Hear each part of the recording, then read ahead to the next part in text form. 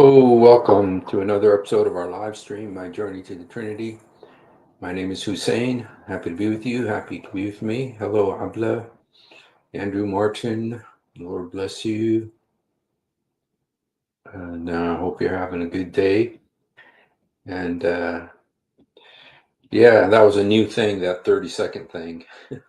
I've never used that before. I think,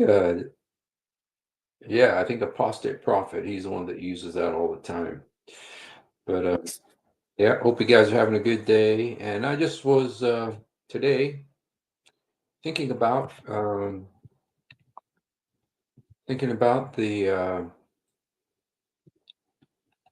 about Muhammad's great love, family love, and specifically with the situation with his son-in-law. I mean, his adopted son and his daughter-in-law slash wife. And let me see, where did it go? I had a picture to go with it. And let me see if I could find that picture again. I don't know if you guys remember this. This is the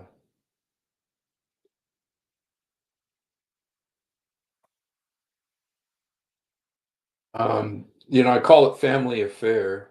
I don't know if some of you guys, you have to really be old, yeah, or in my league in order to remember what family affair was.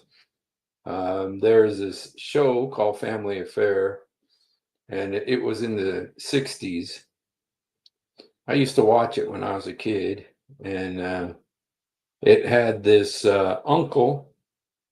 Okay, this uncle was taking care of his niece and nephew. Okay, and see the kid, and then this is his sister Buffy, the little girl Buffy, and this guy, I guess his brother dies or something, to where he inherits his brother's kids. And so he starts taking care of his brother's kids.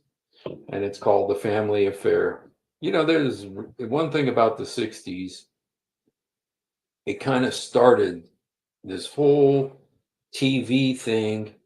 It started this whole TV thing about weird families. Let's just think about all the weird, not necessarily weird families, but different kinds of families that we had. What was the one? Andy Griffith. Uh, Andy Griffith was a single father raising his son with the aunt as his Aunt B, as the mother. Uh, there was um, there was Bewitched, where the mother is a witch. There was uh, there was uh, there's the Brady Bunch, where two divorcees got married and then their kids all come together. And then there's the Partridge Family, where the mother is a widow raising her kids by herself. They're originally going to make it divorced, but then you got the show Alice, which was a divorcee, with raising her kids. Then there was The Courtship of Eddie's Father. Uh, these are all shows that I remember. Um, and again, single father, and there's this Chinese woman who's like a maid, and she's kind of like psychic almost. Then there was the nanny and professor, again, kids with the dad, and then the nannies. It was kind of like a Sound of Music, type of a arrangement. So all of these, yeah, they had the Genie, I Dream of Genie, and there was all of these different weird families, and this was one of them. And the butler here, the butler was a famous, and I'm not sure exactly. I think it was kind of a takeoff a little bit from Sound of Music as well. With the British butler.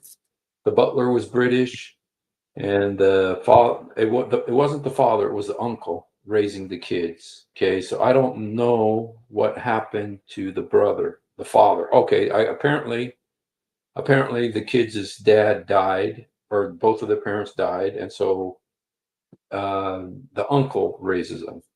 All these weird family arrangements. Hollywood was foisting on America, and so you can just think about all the family. It was very rare to have a normal two-parent home. Very rare. I mean, you did have I Love Lucy, but that was in the 50s. Then you had Leave It to Beaver. Then you had, but then after that, they really started going into some really strange arrangements. And so anyway, one of them was called Family Affair. So this is one I remember this. I watched it a little bit when I was a kid.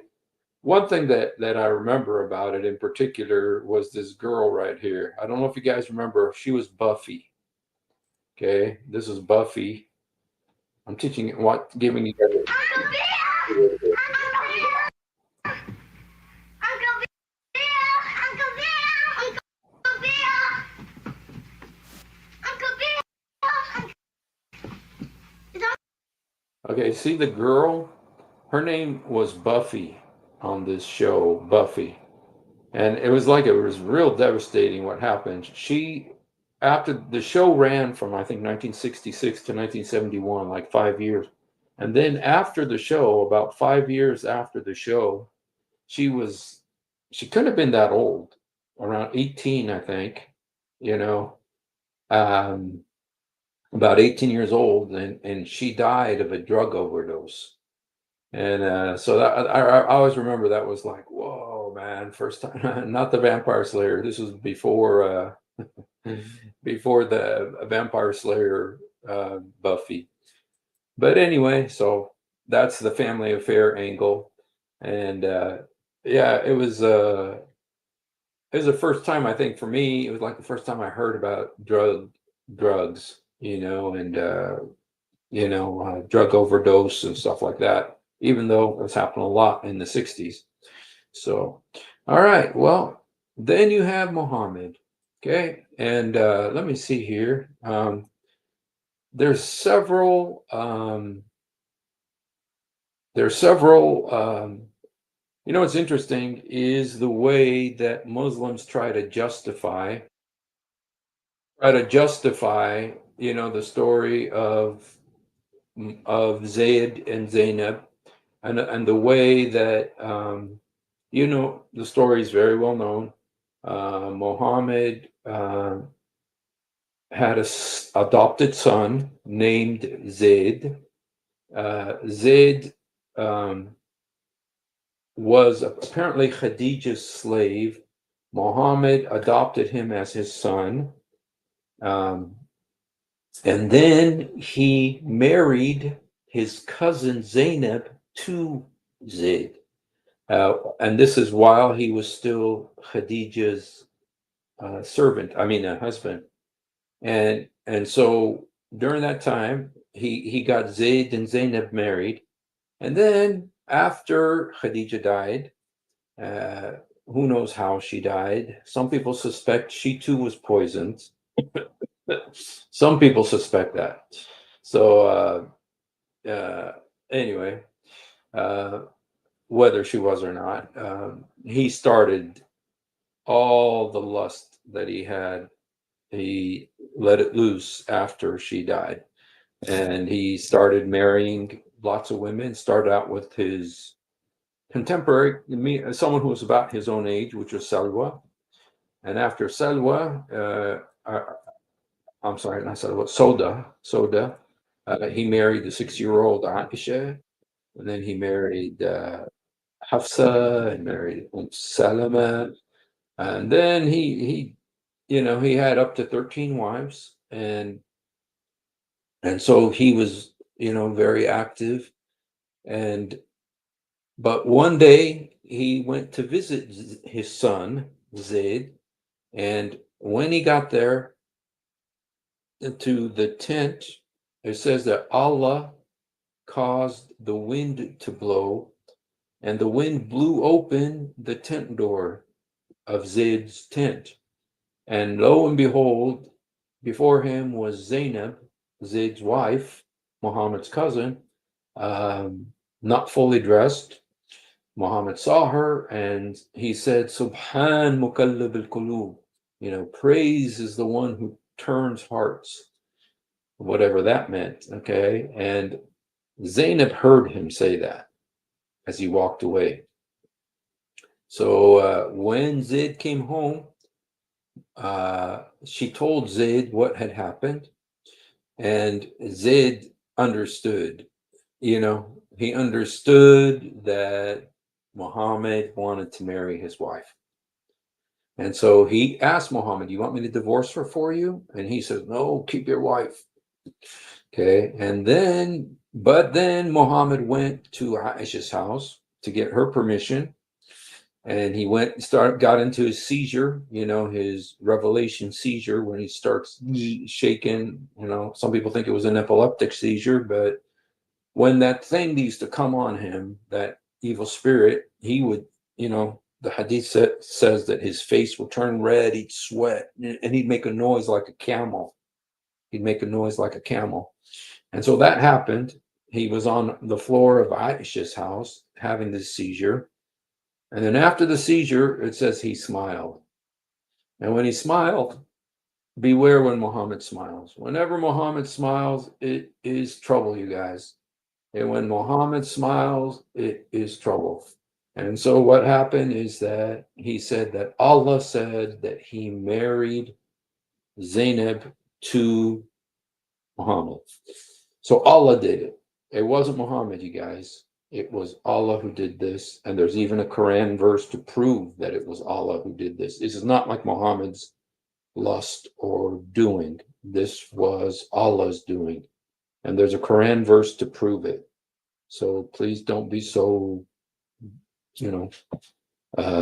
negative about it. Allah commanded him to do this. Same way Allah commanded him to marry Aisha too.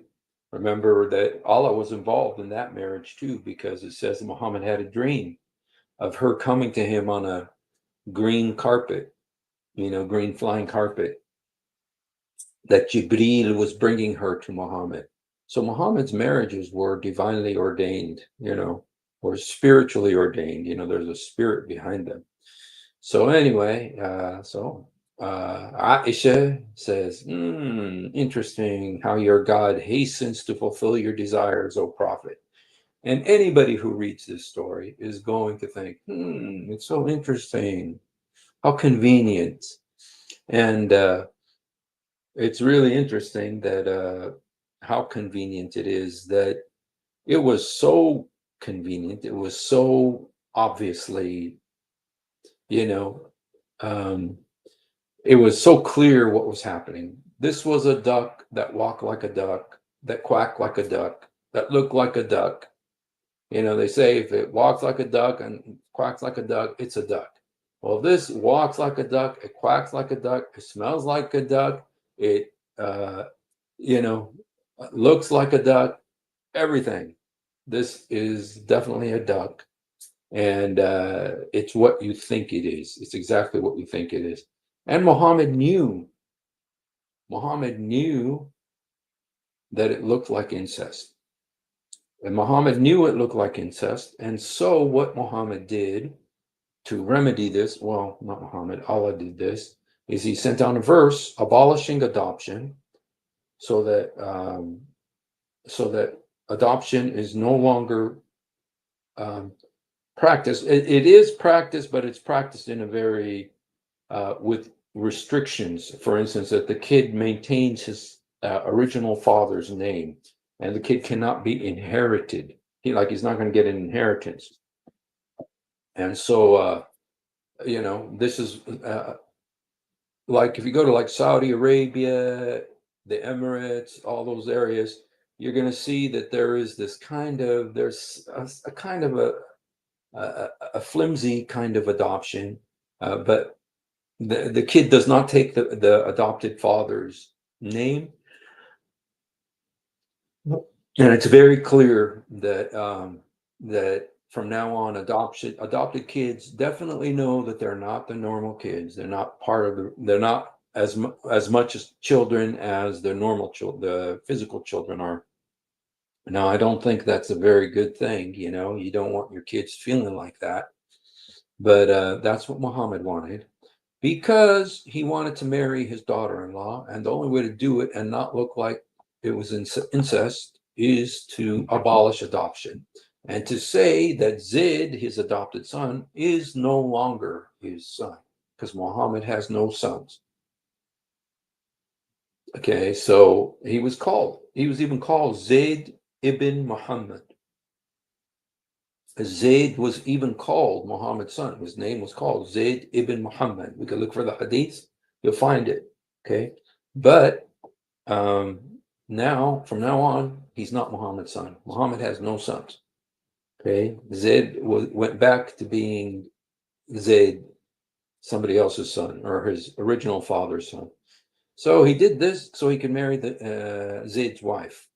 There's other hadiths that describe, oh, there were so many problems between Zayd and his wife. There were just so many problems that he had no choice but to divorce her, you know, and they just didn't get along. They had been married for several years. I mean, they got married before Muhammad left Mecca, and I'm talking about ZAYD and Zainab.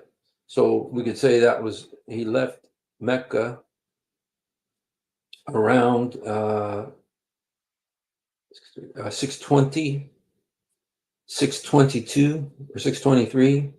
So it would have been probably around 622 or 621 that he married her. And he was married for her for until about 627. That's when Muhammad desired her, and Allah told him to marry her.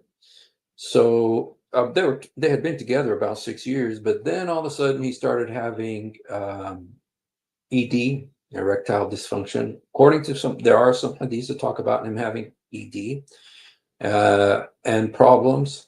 And then they were fighting all the time, and Zayd just had his fill of her, depending who you talk to.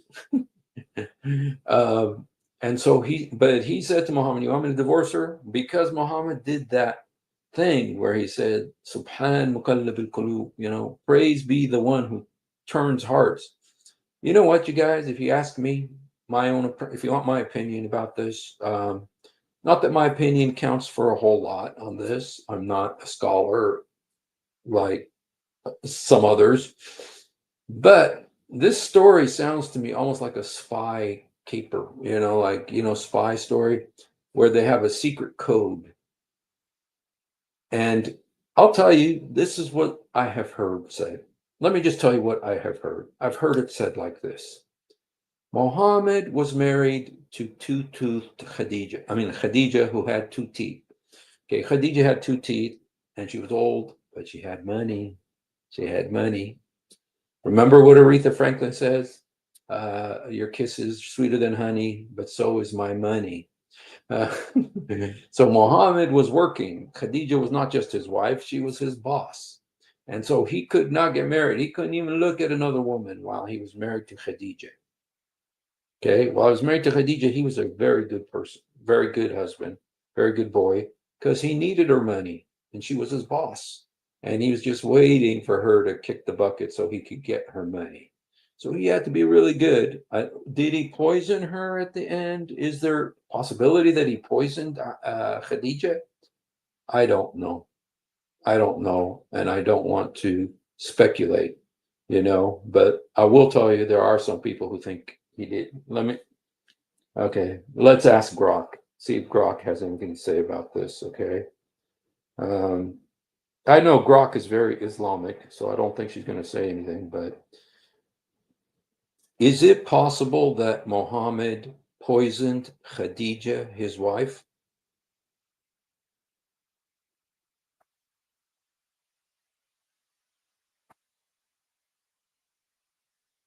Is it possible that Muhammad poisoned his wife Khadija? No, that's straight conspiracy territory. No solid evidence in hadiths or biographies. Khadija died naturally in 619 CE, around 65, after nursing Muhammad through a tough illness. Some fringe sites spin poison theories from weak links, like her drinking bad milk or whatever. But mainstream scholars call it bogus. Grief's story feels realer. He was wrecked, called it the year of sorrow. Why the suspicion? Because I think he did poison her so he could go get some younger wives like his 6-year-old wife, Aisha. Khadija dying to clear the way for Aisha? Nah, timeline doesn't even line up. Khadija passed when Muhammad was 53. Aisha's betrothal rumors start way after. Marriage consummated maybe when she hit 9, around 623 CE, 4 years post Khadija. But he married her 3 years earlier. When oh man, dude, that AI is a Muslim. She is. But you know what? She really did prove the point that because I mean, he didn't marry Aisha instantly. He married, first of all, Soda, and then he married Aisha. And he was 54 when he consummated his relationship with Aisha, but he was 51 when he married her, um, when she was 6 years old. So I think my theory still stands. Okay, it's crazy. It's crazy, but I'm not the only one who thinks this. There's a lot of people who think this. So anyway, so this is a theory, okay, and I've heard it once. Okay, I've heard it from a very reputable source. Okay, I'm not going to tell you who it is, but I heard it from a very reputable source that Muhammad, Khadija. This is what the belief is: that Khadija is the one who gave her slave ZAYD to Mohammed. So she gave ZAYD, the slave, to Mohammed. Mohammed also set him free and adopted him as a son. And what does he do? He marries his beautiful cousin Zainab to ZAYD. Now, why would he do this strange maneuver? Why would he do this strange maneuver? There's a theory that he did this in order to keep Zainab available to him. And when the time was right and he had everything set up, then he went to ZAYD and spoke the secret code word. And that code word, he knew that he was coming to claim his wife. So that's a possibility. It looks like it could be possible because, it just is kind of a crazy story. But anyway, he did desire her. He wanted her, and he got her. And so let's just look at our friend Yasser Qadi, because Yasser Qadi has great wisdom to instruct us. These are the three primary modes of attack. I wanted to conclude by giving some examples, some lengthy examples. We only have 10 minutes. I'll try to summarize them. The first example, and by the way, I've given 3 tactics. I'm not being exclusive. These are the primary 3 tactics.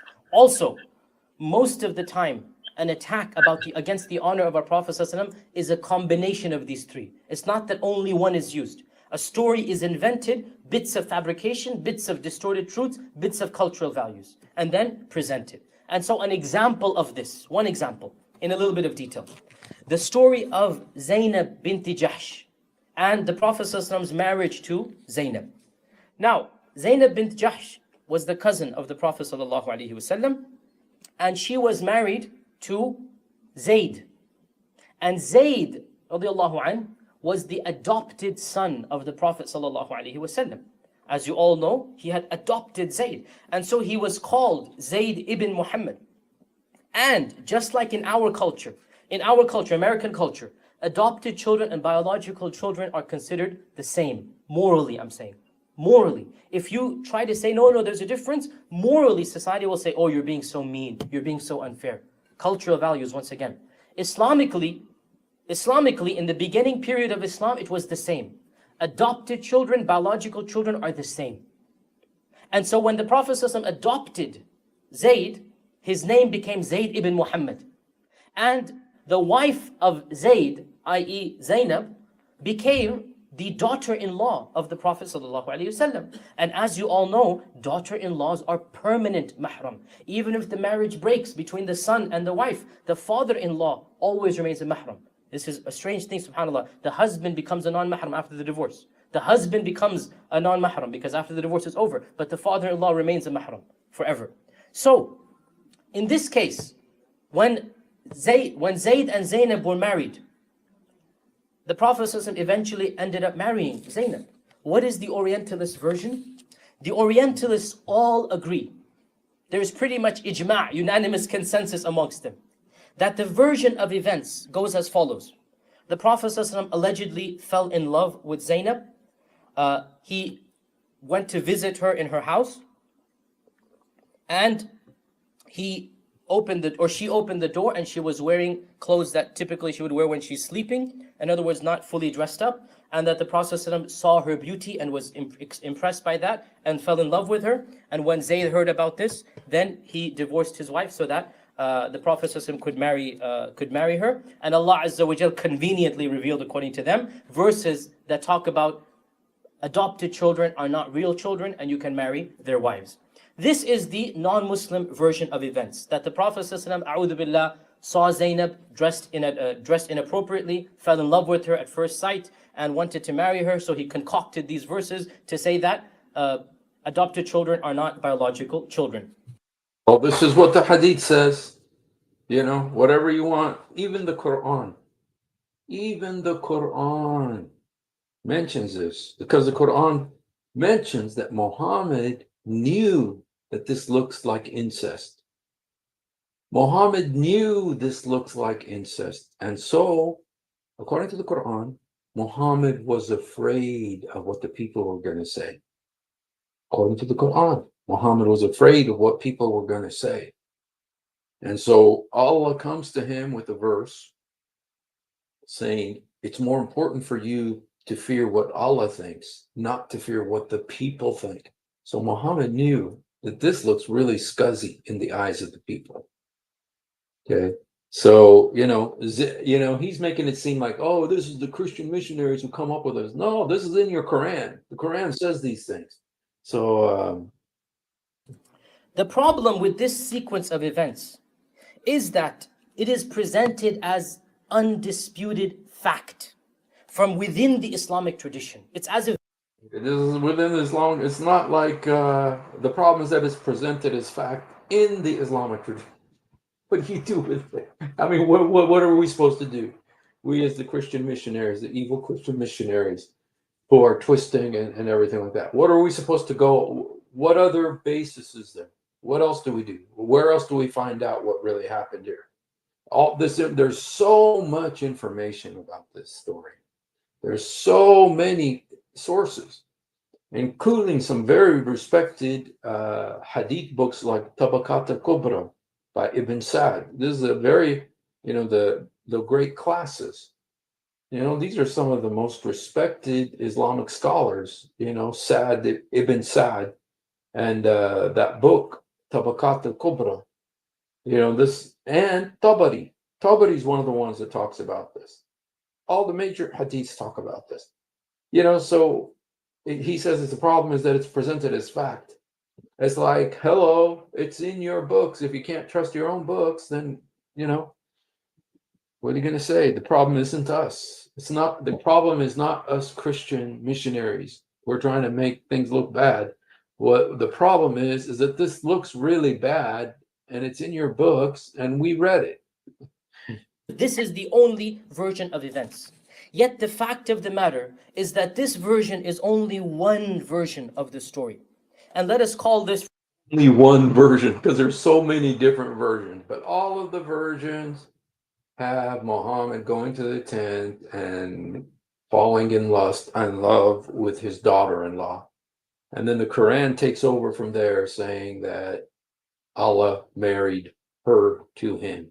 The word in Arabic is zawajnakaha. Zawajnakaha. We married her to you. This is Allah's direct intervention into this situation. Allah. And the way it says, لما انتهى زيد منها وطرا, when Zayd was done with her. I mean, Zayd, that's it. He had his fill of her, he did all he wants with her, and that's it. Then Allah married her. The word in Arabic is so clear. زوجناكها. The word for marry in Arabic is not nikah, which is what Muslims say. In most of the Quran verses where it talks about marriage, it uses the word nikah, but it's not really marriage. It means just having sex. But zawajnaka, zawaj comes from the word zoj, which means pair, like a pair, male and female, a pair. Zawajnakaha, we married her to you. I mean, Allah did this. This whole thing, Muhammad had nothing to do with it, you guys. You're trying to make Muhammad look bad from this. That's very evil, because this was completely Allah's doing. For lack of a better term, the love story version. There are other versions that exist in classical and medieval texts, which are generally considered more acceptable and more authentic. In fact, Sahih al-Bukhari, Tafsir ibn Kathir, or the Sirah ibn Ishaq, all of the standard references present a very different picture. Before we get into who's right and wrong, don't you think it's hypocritical for a non-Muslim to come and pounce on the most sensationalist story and ignore all the other versions, and then not even tell you the other versions exist? Not even question the fact that there are other versions of the story?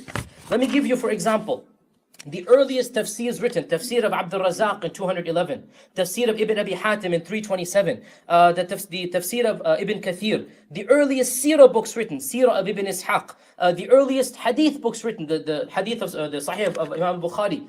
All of these books give a radically different story. One of the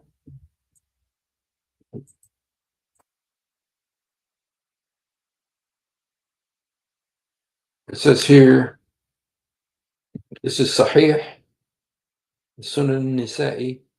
I perceive the smell of maghafir, a nasty smelling gum on you. Okay, this is Aisha saying, have you eaten maghafir? that would be like Dentine or Wrigley's gum. He came in to one of them, and she said that to him. He said, no, rather I drank honey at the house of Zainab bint Jahsh, but I will never do it again. He's never going to do it again, and Allah's going to intervene, I'm sure. Then the following was revealed. Allah came to his rescue, people. Allah came to his rescue. Look what it says. Then the following was revealed. O Prophet, why do you forbid for yourself that which Allah has allowed to you? Why do you forbid to yourself that which Allah has allowed to you? Here Allah comes to the rescue. It's so,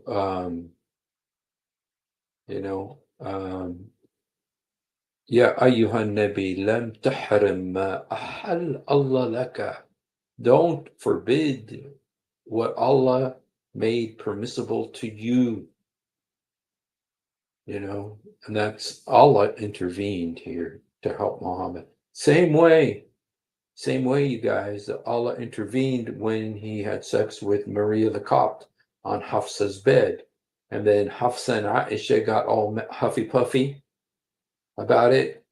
And then he goes, pouts in the mosque and says, oh, that's it. For a whole month, I'm not going to have sex with anybody. And then on the 29th day, it got a little bit too much for him. And then Allah sends a verse saying, hey, you should fear Allah more than you fear people, and, if you're divorce your wives, Allah would give you better ones than them. So Allah always comes to the rescue. Always comes to the rescue of Muhammad, his man. So here he came to the rescue. It was revealed right, he said, but I will never do it again. He's never going to drink honey at Zainab's house again. Dude, what does that mean, drink honey? But I'll never do it again. But then Allah intervened and says, why do you forbid from yourself that which Allah has allowed you? Okay. So got all these stories about Zainab and honey. Lots of honey, and then the smell. There was a very powerful smell of this honey. This honey had a very distinctive aroma that kind of gave it away that he was doing something. So anyway, I was looking for the other one, the other hadiths that would talk about when the door flew open, and so he saw her, and then Allah gave Zainab to Muhammad. So looking for a source from Muhammad poisoning Aisha, but I found that Shia source confirming that Umar, Hafsa, Abu Bakr, and Aisha conspiring against. Oh, really? Oh, yeah. I wouldn't be surprised. There are some people who believe that Muhammad, he died on her lap. You know what, you guys? I'm going to do something that it pains me to do this. Let me see if I can. The word lap. Okay. Okay, the word lap is used a lot in stories of Muhammad. Let's just kind of curious here. Okay, there's a kid that sat on Muhammad's lap and he urinated on it, and he urinated in the Prophet's lap. Okay. Okay. Then says Aisha's presence, that Ali was appointed by Muhammad before he died. She said, when was he appointed? He was resting under my bosom on my lap, and he called for a basin when he became limp in my lap and died, and I did not realize it. So when did he appoint him? The Prophet used to lean on my lap and recite Quran when I was in menses. Okay. There was a point where he was reclining on Dahya bin Kalbi's lap. Dahya bin Kalbi lap. Let's see. It was totally innocent. Says the Prophet asked, I was informed that Jibreel came to Muhammad while Salama was with him. Jibreel started talking to the Prophet, and the Prophet asked Salama, who is this? She replied, it's Dahya al-Kalbi. When Gabriel had left, Salama said, by Allah, I did not take him for anybody other than Dahya, till I heard the sermon of the Prophet informed about the news of Jibreel. So, Dahya was hanging around a lot, and there's a point where he had his head in his lap, and Dahya was a very close friend to Muhammad. So, but he was, the reason I wanted to look up his lap, because it says he put his head in his lap, and nearest resemblance to him.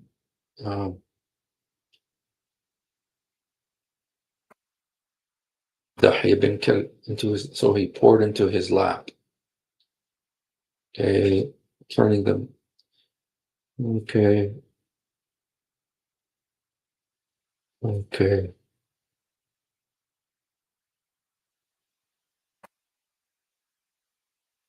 Okay. Anyway, there is that story, but Holy Prophet's lap. Okay. Cut one pieces into. I'll look that up. I'll look that up for you. I do have it in Arabic, but I don't have it in English. But anyway, we'll go ahead and go on. So, okay. Let's see. Sources in Arabic mention that a Jewish woman from Qurayza poisoning him, but they put a higher probability that Aisha did it. Yeah, well, I thought it was from Khaybar. From Khaybar, it was a Jewish woman from Khaybar who made who made the lamb, the leg of lamb for Muhammad, and so yeah, the leg of lamb. So anyway, let's go back to our friend just to kind of show the way that they justify this, the Zainab situation. What is the story there? The story there is that the Prophet ﷺ was informed by Allah that eventually Zainab would be his wife. It was informed. See, this kind of goes with the story that I told you, that he used Zayd to kind of hold on to her, to keep someone else from taking her until he could go take her. And so there was a code word that he gave. This is kind of what he's saying right here. And ZAYD and Zainab began having arguments and disputes. ZAYD did not want to remain married to Zainab. So ZAYD came to the Prophet ﷺ wanting a divorce. And the Prophet ﷺ felt awkward because he knew that when that divorce takes place and the iddah is over, Zainab would become his wife, and he himself did not like the cultural taboo of marrying a supposed daughter-in-law. Cultural taboo. It's not your conscience. It's the cultural taboo of marrying your own daughter. So he told Zayd, ittaqillah, fear Allah and don't divorce her. He told Zayd not to divorce her, and he feared men's criticism of this cultural taboo. Not that he had love of Zainab, rather he was embarrassed at marrying a supposed. Yeah, I agree with him there. I agree with him there. It wasn't that he loved her. I don't think this has anything to do with love. Daughter-in-law. So he wanted to stall it. Zayd wanted a divorce. This is the version of Sahih Bukhari. And the Prophet says, no, you stay with her. Don't divorce her. And Allah Azza wa Jalla then revealed verses in Surah Ahzab. Why were you scared of the people? The Prophet, this is a verse in the Quran. Why were you scared of the people? وَتَخْشَى النَّاسِ. It is more befitting that you are scared of Allah. Shouldn't be embarrassed at the people's statements. There is no love story in Sahih Bukhari, in Ibn Kathir, and all of these books. The questioner. I agree with him. There is no love story. Just in case anybody's thinking, oh, there's a love story between a man and his daughter-in-law. No, there isn't. It's a lust story. Where does this love story exist? Response, again, we're getting a little bit academic here, but it exists in a tafsir called Tafsir Muqatil ibn Sulaiman. And Muqatil ibn Sulaiman, by unanimous consensus, is not a scholar. He's not a historian. He is. So you got to throw somebody under the bus. Somebody has to be thrown under the bus, that this story is interpreted the way it's written. And so he's going to throw this guy, Muqatil, under the bus. But I tell you, this guy, Muqatil, is a very well-respected scholar. I mean, I've seen so many things by him. Is a storyteller. He is a storyteller. In other words, he's a tabloid paper. He's not the New York Times. Literally, he's a tabloid paper. So the Orientalists, imagine, and I said this at an academic conference when I was defending the story in a certain context. I said, imagine walking into a bookstore, walking into a supermarket, and ignoring the New York Times, ignoring, the Washington Post, ignoring every single reputable, the Times Magazine, Newsweek, and getting your news from the Daily Inquirer, for example. This is the equivalent of what these people are doing. They ignore every single authentic, legitimate book, and they go to the most obscure references. How many of you have even heard of Tafsir Muqatil ibn Sulaiman? Yes, it exists. It's not a fabrication. Meaning the book is not a fabrication. What's inside it might be. But the book itself, it exists. How many of you are aware of it? Nobody. But these guys hunt down these stories, extract them, and popularize them. So this is one example. There are many other examples as well, which we don't have time to get into.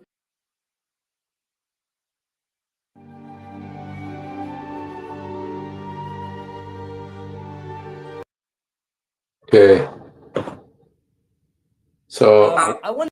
I wanted to show you, there's some others who also talk about this, and it's just kind of interesting the way people try to justify this. Okay, and let me see.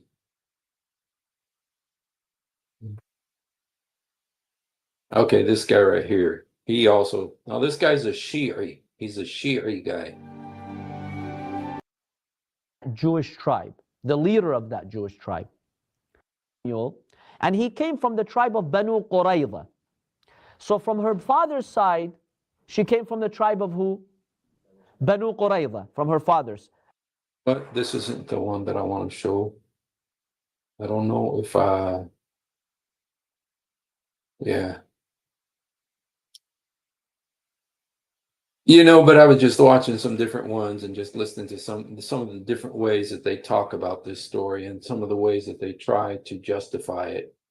And one of the things that they say is that there was shame, which the Quran does to address this, and that there was actual shame on men, who'd want to marry their daughters-in-law. And so by eliminating adoption, Mohammed here eliminated the shame too.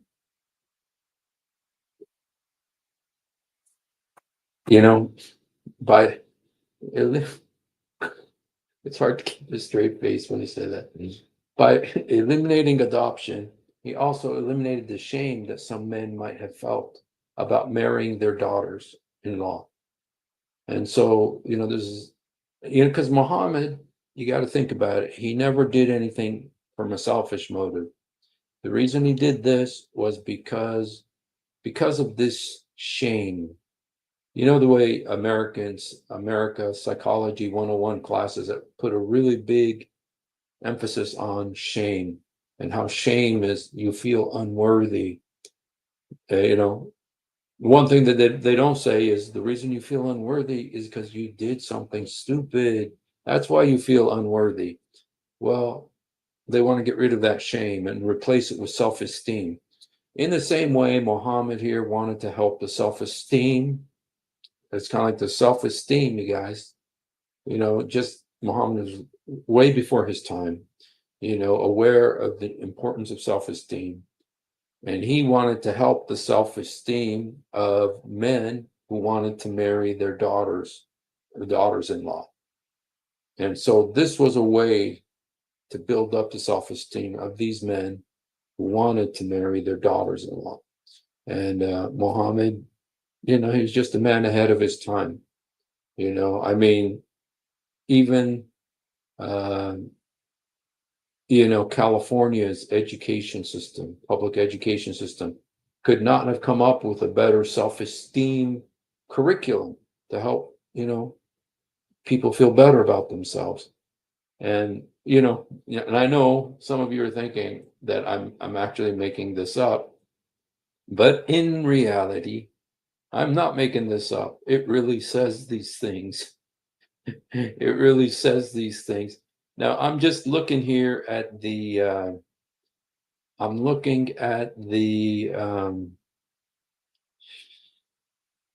different Arabic tafsir to see if I can find muqatil. I'm not sure if I'm going to be able to find it here, but I'm just looking real quickly here. There's a list in tafsir.com of all the different exegetes of the Quran, the scholars and stuff. I want to see if they have al-Muqatil, they have everybody else here. Shirazi, Shankiti, all these very well known, al-Tantawi, al-Sha'rawi, al-Mutalihin. I'm looking for Jazairi, Juzi. I'm not seeing al-Muqatil. I know it's here because I've seen that before, but you know what? I don't want to keep you guys waiting here too long. So I can go ahead and look that up myself, and then maybe another time I can show it to you. What Al-Muqatil said about this story, this very strange story of Muhammad wanting to marry his daughter-in-law, and the way Allah intervened. And then, by the way, you guys, I also Zayd himself, he was willing to divorce his wife for his father. When his father wanted her, he was happy to divorce his wife for his father. And he actually, okay, here's Al-Muqatil. We actually found it. Okay, let's see. See, moderate. Okay, I found it. I'm not sure if this is going to work, you guys. It's pretty long, but let me see if I could. Okay.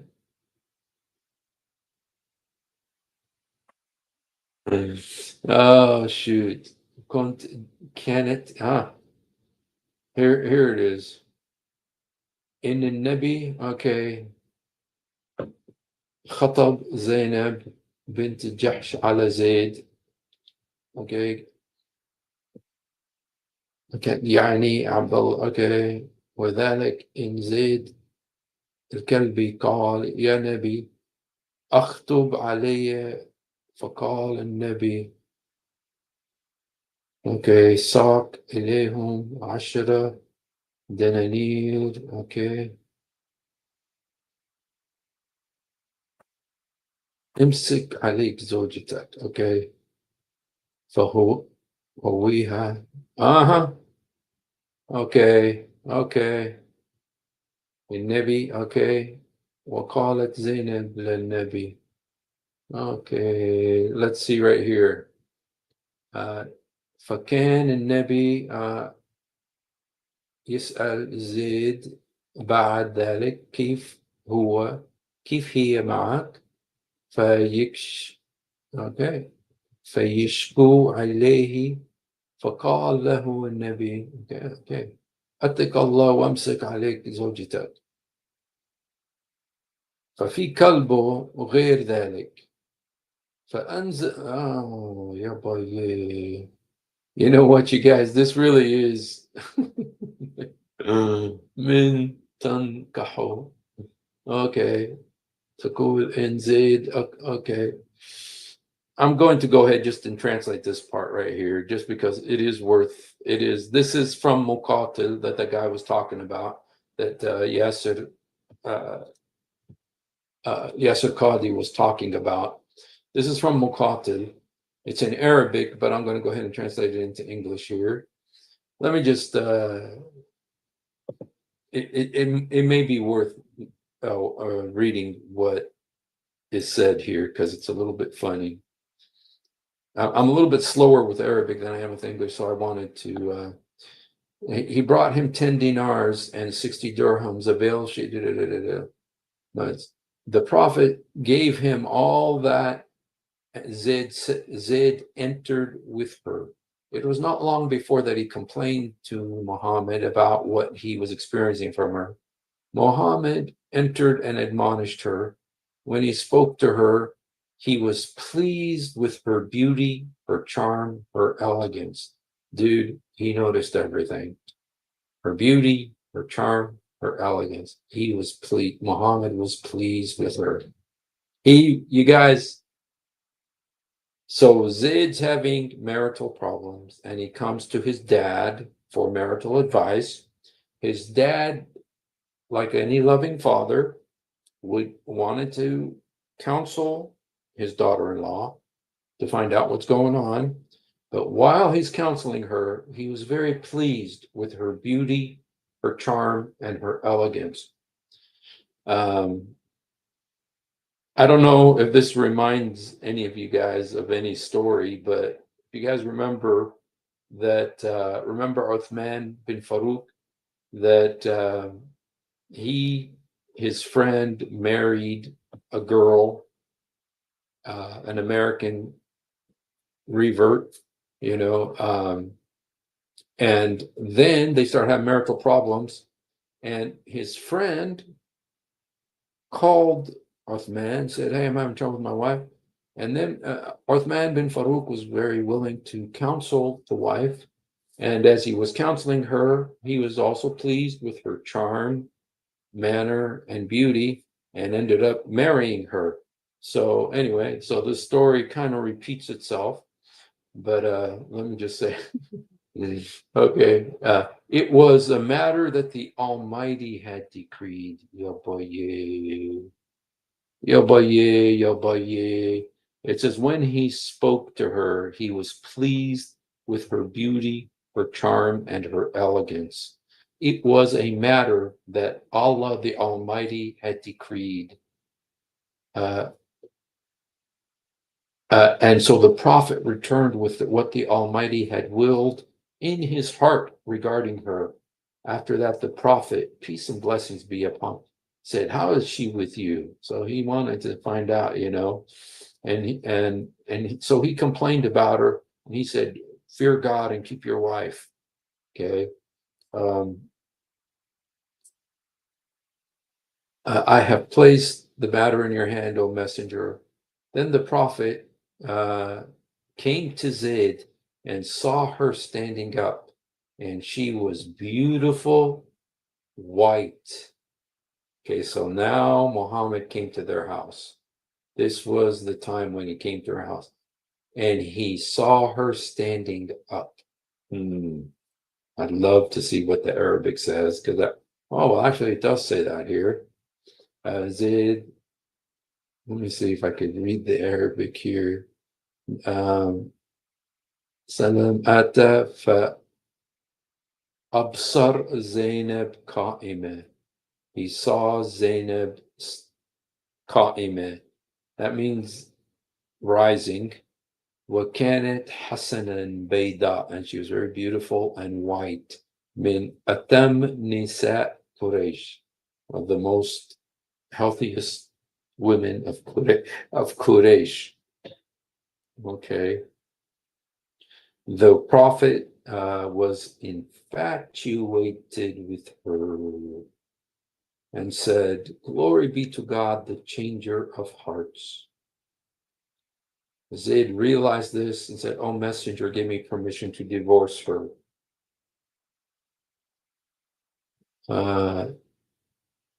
فقال سبحان محتل بالقلوب ففتن زيد فقال يا رسول الله ائذن لي في طلاقها. Okay, and the messenger said, well, keep your wife and fear God. So, okay, I'm not going to keep you guys here, but if you need to go, that's okay. I understand, but I'm just kind of curious what the next part says in this, because this is getting funny, man. So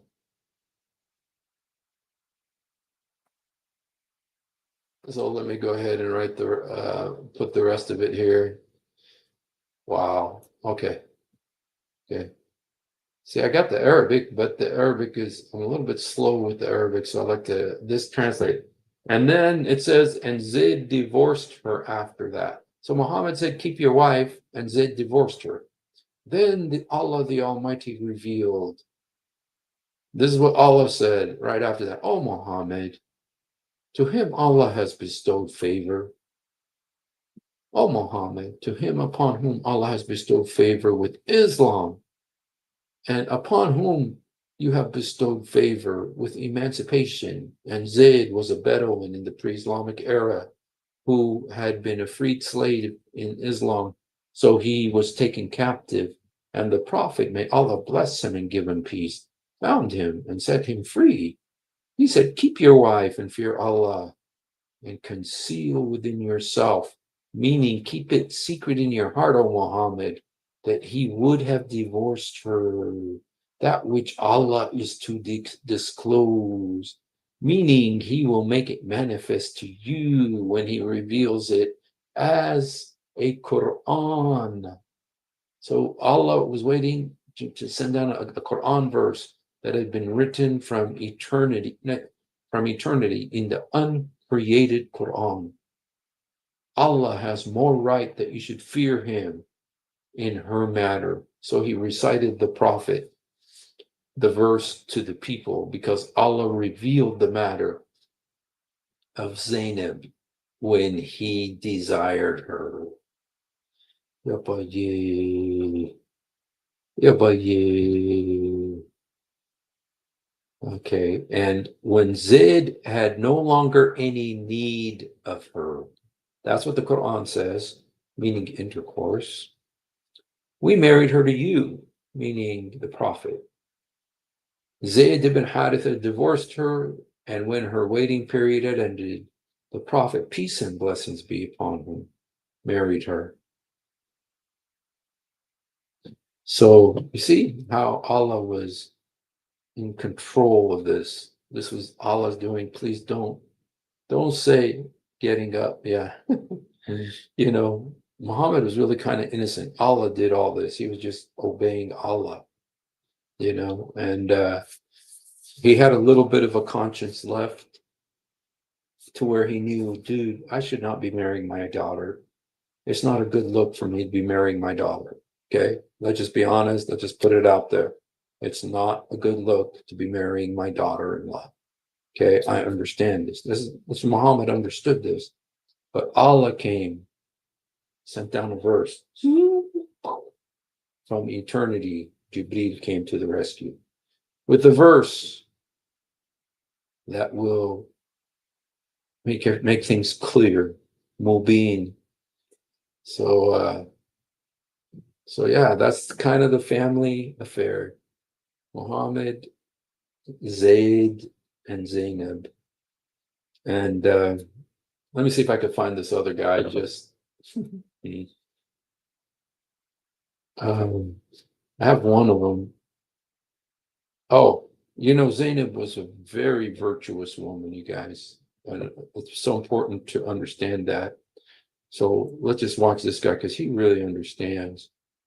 Someone who really seems to understand the gravity of this situation. Zainab bint Jahsh was a noblewoman from the Quraysh tribe and a cousin of Prophet Muhammad, peace be upon him. She was known for her deep faith, generosity, and strong personality. Zainab was first married to Zayd ibn Haritha. Look, he's even wearing a suit. Looks like he bought it at the suit warehouse. Look at that suit. That does not look. Even got the 3 buttons on it. Doesn't look to me like that is a jalabiya, you know. The freed slave and adopted son of the Prophet. Although she initially hesitated, she agreed to the marriage out of obedience to Allah and His Messenger. However, their union was not harmonious. Coming from a noble lineage, Look how they're fighting. Look at the discontentment that's between them. Zainab's And he's black too. I wonder if he was black, you know, he was a slave. And Muhammad definitely had lots of black slaves. struggled with the marriage, and over time, their differences grew. Eventually, she initiated the divorce, which Zayd accepted with dignity. Following their separation, Allah revealed a command in the Quran, Surah Al-Ahzab 33:37. Really how it happened, you guys. What this guy's saying isn't really how it happened. Muhammad came and did his little code words. Zayd understood it and then understood that Muhammad wanted him to divorce his wife so that he could have her. Instructing the Prophet to marry Zainab. Allah instructed the Prophet to marry Zainab. This marriage abolished the pre-Islamic belief that an adopted son was equal to a biological one. See why this is important, you guys? Do you understand here? Please, if you forget everything about this today, please don't forget this. This is so important. This abolishes the pre-Islamic idea that an adopted son is equal to a biological one. It's very important that the adopted son know for sure that he's inferior to the biological son. That's so important. It's so important that that adopted kids not feel that they're really the children of their parents. So it's a very important. See, Muhammad wanted to spread his goodness to. Muhammad had a real issue. He had lots of daddy issues because he didn't know his daddy. And so he really tried to hurt that father-son relationship because he didn't have it. So he was trying to keep others from having it. And established a new understanding of family ties in Islam. Zainab was a deeply religious and Deeply religious. charitable woman. She spent much of her time in prayer and fasting, One time. and she generously gave her wealth to those in need, earning her the title, the Mother of the Poor. Despite being among the She's like Mother Teresa, you guys. She's like Mother Teresa. Prophet's wives, she remained humble and devoted. She once Not really true, you guys. She wasn't that humble and devoted. She used to always brag because these wives, they hated each other. These wives hated each other. And they were jealous of each other. But one thing that Zainab used to do is she used to brag to the others and say, "I'm the only one that Allah married me to Muhammad. I'm the only one that Allah very specifically got involved to marry me to Muhammad." So she used to always do that. said, "It was Allah Himself who gave me in marriage to His messenger See, yeah, Allah himself. from above the heavens." Zainab's life is a testament to resilience, unwavering faith, and generosity. She passed away during the caliphate of Umar ibn al-Khattab and was honored as one of the most virtuous women of her time. Want more inspiring? Just exactly that. So,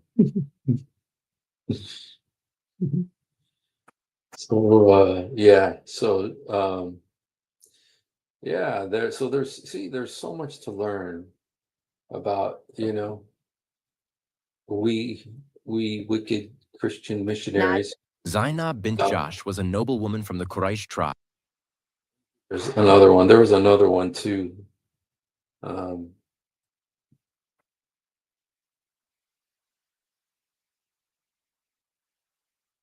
I don't know if I can find it, but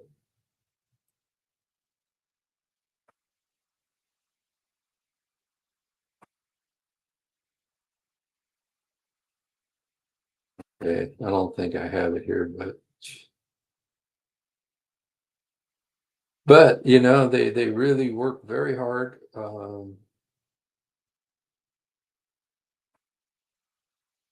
Okay, this one talks a little bit about it. Let's just watch a little bit of this guy. This is the Shi'i guy. Exceptions about why the Prophet married Zainab.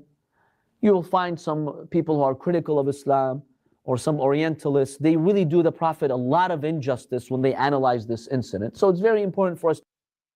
How else can you analyze this without coming up thinking this guy just wanted his cousin? To analyze it properly. Let's go a little bit before that to see how the Prophet married Zainab. The Prophet had an adopted son by the name of, source mentions later, the father of Zayd. He comes to take him. He tells him, "Come with us, you're my son." Zayd big on taqwa, equality, but they didn't listen. Marry my cousin Zainab bin Jahsh. She comes from the, when he recited this verse to them, they're like, "We admit what we did was wrong, and since this angered Allah subhanahu wa ta'ala, we are regretful and we will accept." Fine. If that's what Allah subhanahu wa ta'ala wants from us, and if that's a sign of faith, we will show faith. So they did have faith, they struggled with this idea, but eventually they did submit. So Zainab, she wasn't happy with this, but in the end she said, "Okay, no problem." So now, Zayd, the adopted son of the Prophet, he marries Zainab. percent of the people will not. If we assume that this is a tradition that they have, well, it's wrong. We're not ashamed of saying that this is wrong. This is something that Islam broke the barrier for. So there might be some families who do that, but are they living by the true standards of Islam? Maybe not. We don't accept that. Yes, because Sayyids usually have Sayyids, no big controversy. Yes, it was a little bit controversial for the Prophet to have Zainab marry Zayd, because the Arabs, they don't replace your biological father with someone else. Someone else can care for you and have a greater right. Now, today, there are some people who look at this story 14 centuries later, and they put a Hollywood twist to it. Look at what these Orientalists say, unfortunately. And basically, this is how the story goes. We have some historians, unfortunately, who have taken some weak hadiths, fabrications. For instance, we have Tabari, we have Ibn al-Athir. They mention this when explaining this verse in the Holy Quran that I will recite. They create this love story about the Prophet sallallahu alaihi wasallam. They say the Prophet, he went to the house of Zayd and he saw the face of Zainab. And he was captivated by her beauty, so he fell in love with her. By the way, it doesn't say he saw her face. He doesn't say he saw her face. When he fell in love with her, he decided in his heart that I want her for myself. She's so pretty, she's so beautiful, I want her for myself. But he didn't reveal that. He didn't make this known to people. So he was waiting for the proper opportunity in order to marry Zainab. And as soon as Zayd divorced her, the Prophet went and he married her. Why did Zayd divorce her? Because Muhammad told him to. This is kind of, the story that's given. Let's look at the verse in the Holy Quran and see how this is a big, big misconception. Allah subhanahu wa ta'ala, I'm going to make you guys sit through that again. We listened to so many different, Yep, yes, Houston Euler. Kalbi wa Jahish. So, yes, those are the animal names. There's many others too. There's Hareda. Hareda means kittens. There's Dhi'ib, which means wolf. There's Thalabi. Thalab is a fox. Okay. Hamar means donkey. So, all right, you guys. When Jesus called the Canaanite woman, she didn't approach. I was just thinking about that last night. It was very interesting what Jesus said to her when she said, "Heal my daughter." He says, "Not meet to take the children's bread and cast it to the dogs. Let the children be filled first." And she said, "Yes, Lord, but the dogs eat the crumbs that fall from the children's table." And Jesus said to her, "For that saying, go home, your daughter is healed." He said, for that saying, for those words that she spoke, Jesus said, your daughter is healed. So, it was specifically because of the words she said. It showed her heart, her humility. So, all right, you guys. Well, we made it to an hour and 14 minutes. So, thank you for being here. Do we have any Muslims? I don't know if we have any Muslims who would like to come on.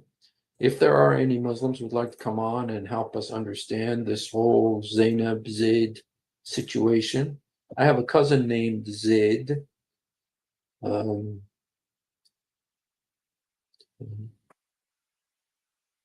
So if we do have any Muslims who would like to come on, we welcome you. Come and challenge me. Tell me that I'm misunderstanding something, and correct us. Let us just look real quickly. Let's look real quickly, see if there's any new news behind veils. It's kind of been, yeah, doesn't look like we have anything new here.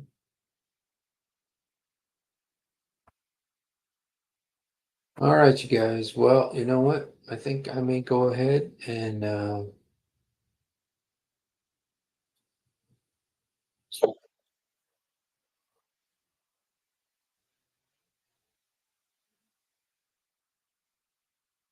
Well, thank you guys for coming on. If you haven't done it, please do it now. Jesus help me. Jesus forgive me. Jesus come into my heart. Jesus help me. Jesus forgive me. Jesus come into my heart. يسوع ساعدني. يسوع سامحني. يسوع ادخل قلبي. We love you, but much more importantly, he loves you. So thank you so much for being with us and have a wonderful night. God bless you guys.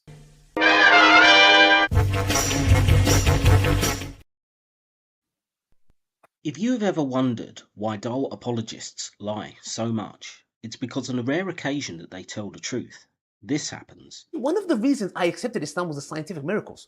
I'll be honest with you. And now we know that this whole scientific miracles was absolute nonsense. You're going to have to repeat that. Now we know that the standard narrative has holes in it. That's what I'm going to say.